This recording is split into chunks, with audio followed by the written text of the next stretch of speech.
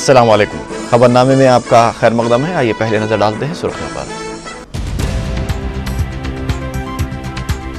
मादन्नापेट और सईदाबाद में हालात मामूल पर, जुमे के दिन भी कर्फ्यू में 8 घंटे की नरमी।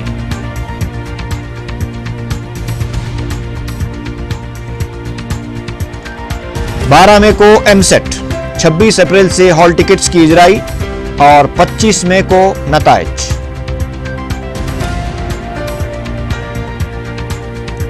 वाईएसआर पर इल्जामात लगाने से पार्टी और हुकूमत को नुकसान, फलाही स्कीमों को आवाम तक पहुंचाने में नाकामी, नागेंद्र का एतराफ। और मलकाजगिरी और लंगर हाउस में 2 आदि सारिक गिरफ्तार, 96 तोले के मसरूखा तिलाई जेवरात बरामद।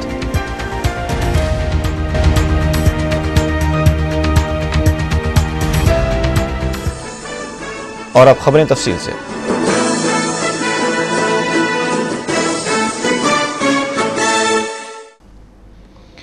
मादन्नापेट और सईदाबाद के कर्फ्यू में 8 घंटों के लिए दी गई नरमी के दौरान कोई नाखुशगवार वाकया पेश नहीं आया। दोनों इलाकों में हालात मामूल के मुताबिक नजर आए और बाजारों में भी चहल पहल देखी गई। पुलिस की जानिब से कर्फ्यू में नरमी के दौरान सख्त चौकसी इख्तियार की गई थी, ताहम बाज़ मकामात पर खारदार रुकावटें खड़ी किए जाने से राहगीरों को मुश्किलात पेश आईं। गैर मुतासरा इलाक़ों में भी कारोबार और चहल पहल मामूल के मुताबिक देखी गई। कर्फ्यू में नरमी के दौरान मादन्नापेट मंडी में भी काफ़ी हुजूम देखा गया। जुमे के दिन भी 8 घंटे की नरमी बरकरार रहेगी। नमाज जुमा के पेश नज़र पुलिस ने इंतहाई सख्त चौकसी इख्तियार की है।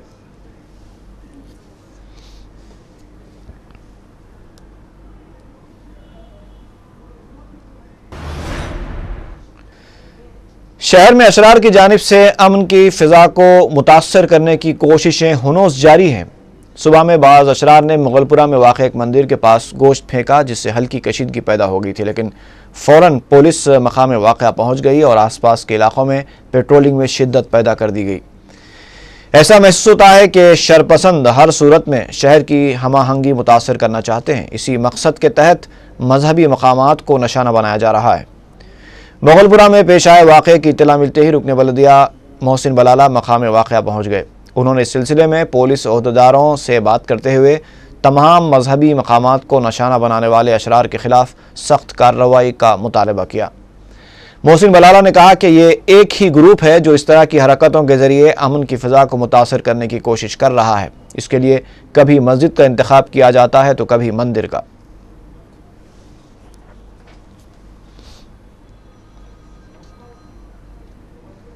मुगलपुरा हनुमान मंदिर के पास यहाँ पर कुछ अशरार शर्मंगेज़ी पैदा करने के लिए यहाँ पर कुछ गाय का गोश्त कुछ यहाँ पर मंदिर के पास डाले थे। तो जैसा ही बैरिस्टर असदुद्दीन अवैसी साहब को मालूम हुआ, उन्होंने मुझे हिदायत दी कि फौरी यहाँ पर जाएं और जाकर देखें क्या है। हमारी पार्टी इस किस्म के फ़िरक़ावाराना चीज़ों को मज़म्मत करती है और ये जो भी है, जो भी मंदिरों के पास, मस्जिदों के पास जो चीज़ कर रहा है, ये कोई एक पर्टिकुलर गिरोह है जो ये काम कर रहा है दोनों कम्युनिटियों को लड़ाने के लिए। हम पुलिस से भी गुजारिश करते हैं कि इसके ऊपर सख्त से सख्त एक्शन लिया जाए और जो भी है, जो भी कर रहा है, ये मंदिरों के पास चाहे मस्जिदों के पास जिधर भी कर रहा है, सख्त से सख्त एक्शन लीजिए और इसकी कार्रवाई करिए। एमसेट कमेटी के कन्वीनर रमना राव ने बताया है कि 12 मई को मुनक़िद होने वाले एमसेट के लिए तमाम तैयारियां मुकम्मल कर ली गई हैं। उन्होंने बताया कि 26 अप्रैल से हॉल टिकट्स जारी किए जाएंगे। रमना राव ने बताया कि 12 मई को मुनक़िद होने वाले एमसेट में अब तक इंजीनियरिंग के लिए 2,90,000 और मेडिसिन के लिए 92,000 दरखास्तें मौसूल हुई हैं। रमना राव ने बताया कि 13 मई को की जारी की जा सकती है, जबकि 25 मई को एमसेट नताइज का ऐलान किया जाएगा। उन्होंने बताया कि इस साल एमसेट निशानात और रैंक्स की एक साथ इजराई के लिए कोशिशें की जा रही हैं। रमना राव ने बताया कि मेडिसिन में गुज़िश्ता साल के मुकाबले में इस साल 60% दरखास्तें ज़्यादा मौसूल हुई हैं।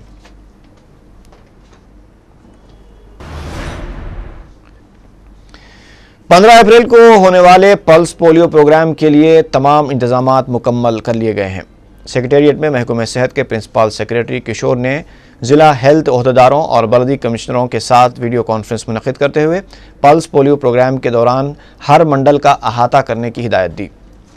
प्रिंसिपल सेक्रेटरी किशोर ने हैजा, पेचिश और दीगर अमराज में मुब्तला बच्चों को PHC में पोलियो खुराक पिलाने की हिदायत दी। उन्होंने बताया कि AP जेनको से भी पल्स पोलियो प्रोग्राम के दौरान बरक़ी सरबराही को यकीनी बनाने के लिए नुमाइंदगी की गई है।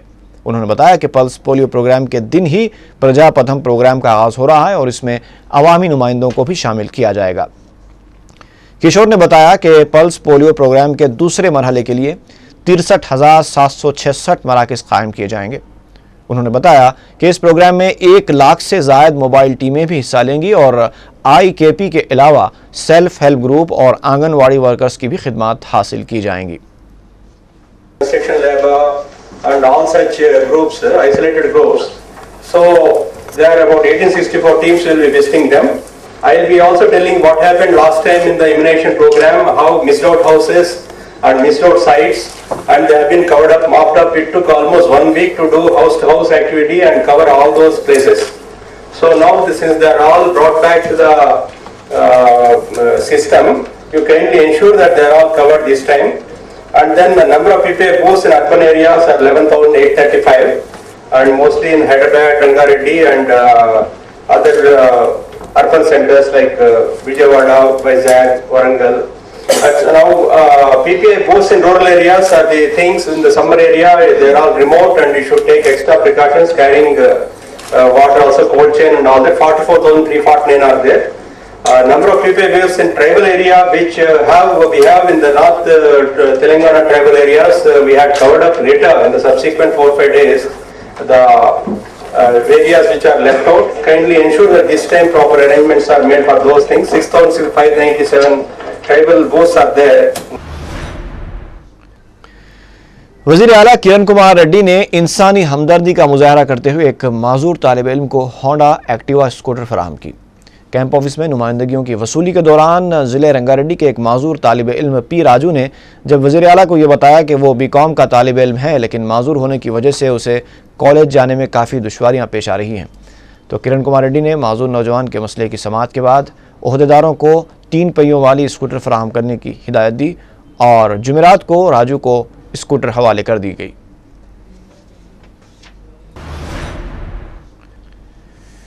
सियासी JAC की जानिब से कोदंडाराम की क़ियादत में MLA क्वार्टर्स से मेदक तक बस यात्रा निकाली गई। कोदंडाराम ने मीडिया को बताया कि अलहदा रियासत तेलंगाना के क़याम के लिए अब तक सैकड़ों तलबा ने खुदकुशी की हैं। उन्होंने तलबा में खुदकुशी के रुझान के ख़िलाफ़ शऊर बेदार करने के लिए इस यात्रा का अहतमाम किया, जबकि बाज़ सियासी पार्टियाँ खुदकुशी करने वालों का मजाक उड़ा रही हैं। उन्होंने मज़ीद कहा कि TDP और कांग्रेस पार्टी तेलंगाना रियासत के क़याम के लिए दिलचस्पी का मुजाहरा नहीं कर रही हैं। उन्होंने हुकूमत को इंतबाह दिया कि मसले की यकसुई न करने पर 24 अप्रैल को बड़े पैमाने पर एहतजाज किया जाएगा।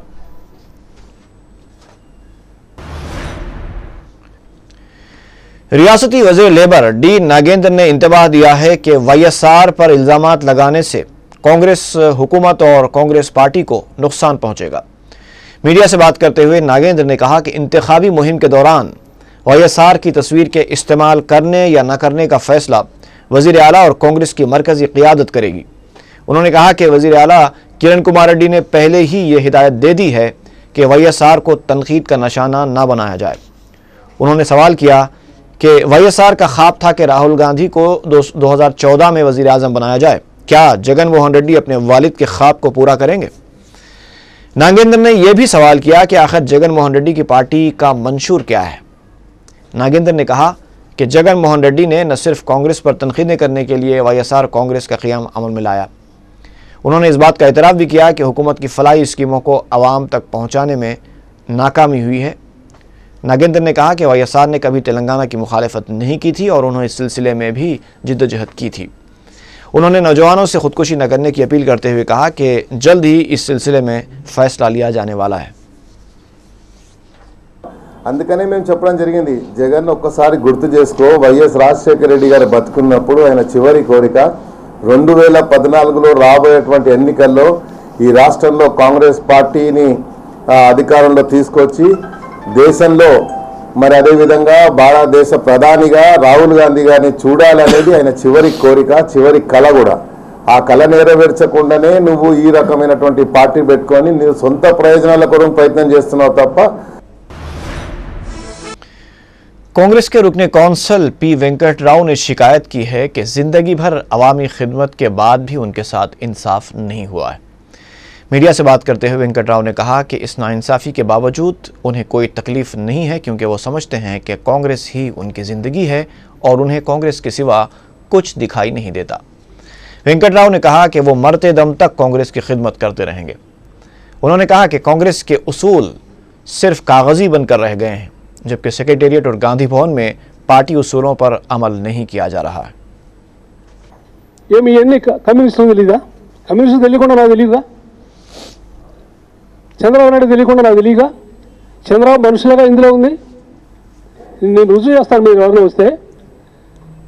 అవుట్ రైట్ నేను తెలుగుదేశం చెప్పే మనుషులు ఫారెస్ట్ భూములు ఎన్ని ఆక్రమించుకున్నారో, ఇవాళ నేను ఎంత అవస్థ పడాల్సి వస్తుందో వాళ్ళ బయటికి వెళ్ళటానికి 4 ఎకరం ఒకటే.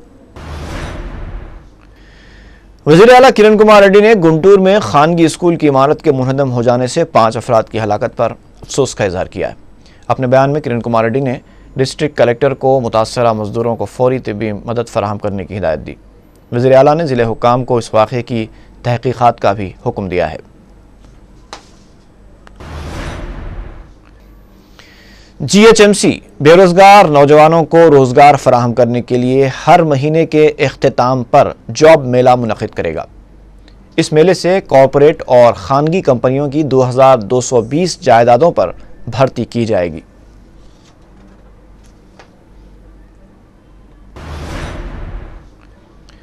साउथ सेंट्रल रेलवे की जानिब से रेल कलारंग भोईगोड़ा में 57वें रेलवे वीक का इनेकाद अमल में आया। इस प्रोग्राम में जनरल मैनेजर अवार्ड्स बराए 2012 के लिए 187 मुलाजिमीन में अवार्ड्स तकसीम किए गए। General manager south central railway GN आस्थाना ने अवार्ड्स पाने वाले मुलाजिमीन को मुबारकबाद देते हुए उनकी खिदमात की सताइश की। उन्होंने मुलाजिमीन को जिम्मेदारी के साथ अपने फ़राइज़ अंजाम देने का मशवरा दिया।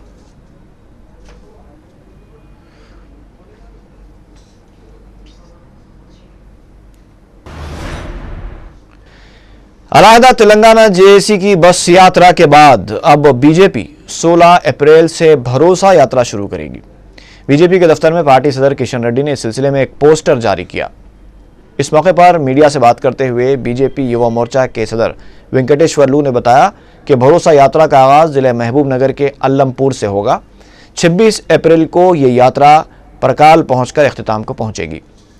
इस यात्रा को किशन रेड्डी हरी झंडी दिखाकर रवाना करेंगे।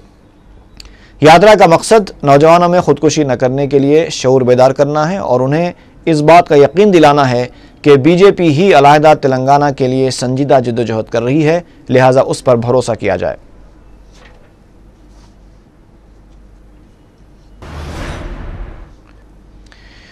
किशनबाग में स्कूल बस पर संगवारी करके भगदड़ मचाने की कोशिश करने वाले 2 शरपसंदों को मकामी अवाम और राहगीरों ने पकड़कर पुलिस के हवाले कर दिया। किशनबाग मेन रोड पर वक्फे से संगवारी की शिकायत मिल रही थी। इसी दौरान जिक्रा स्कूल की बस इसी मकाम से रवाना हुई, जिस पर पत्थर फेंके गए। बस ड्राइवर ने शरंगेजी करने वालों को देख लिया और उनके सामने बस को रोक दिया। उसी वक्त मकामी अफराद भी जमा हो गए और अक्सरियती फ़िक़े के 2 अशरार को पकड़कर पुलिस के हवाले कर दिया।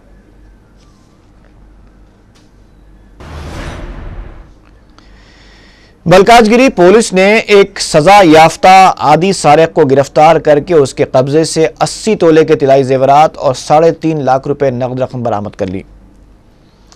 डीसीपी मलकाजगिरी CCS ने मीडिया को बताया कि पुलिस ने एक आदि सारे सैयद अहमद उर्फ हमीद से जेल से छूटने के बाद पुलिस में हाजिरी न देने की वजह पूछी।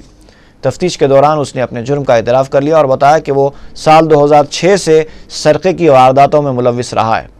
पुलिस ने उसे गिरफ्तार करके जुमेरात के दिन अदालती तहवील में दे दिया।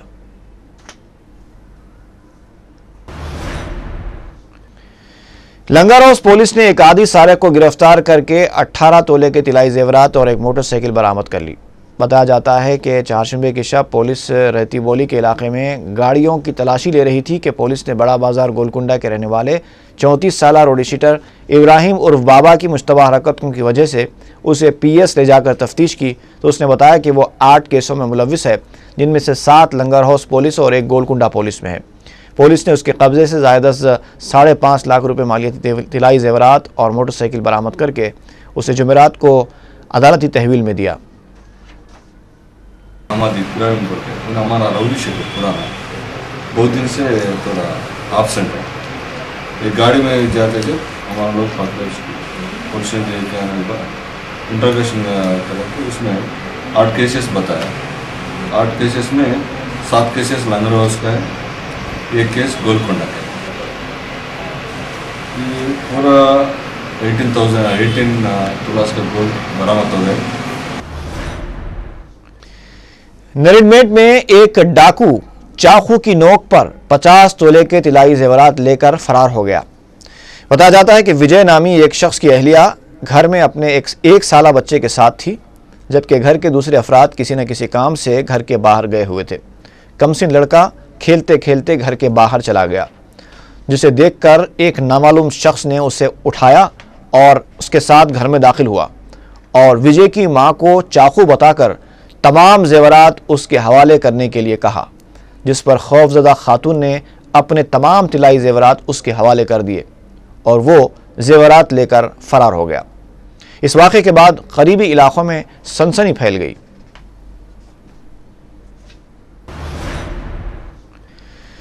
चिवल्ला में जुमेरात की दोपहर नामालूम गाड़ी की टक्कर से एक मोटरसाइकिल सवार बरसर मौका हलाक हो गया, जबकि उसका साथी शदीद जख्मी है। चिवल्ला पुलिस ने मुतवफ़ी और जख्मी दोनों को दवाखाना मुंतकिल किया।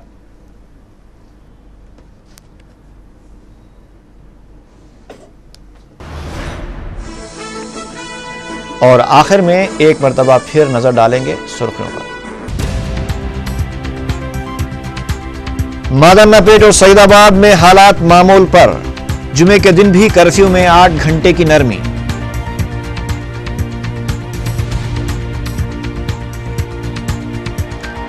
बारह मई को एमसेट, 26 अप्रैल से हॉल टिकट्स की इजराई और 25 मई को नताइज।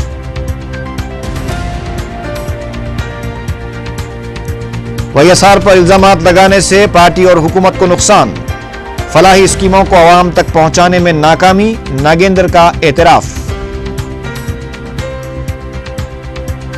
और मलकाजगिरी और लंगर हाउस में 2 आदि सारिक गिरफ्तार, 96 तोले के मसरूखा तिलाई जेवरात बरामद।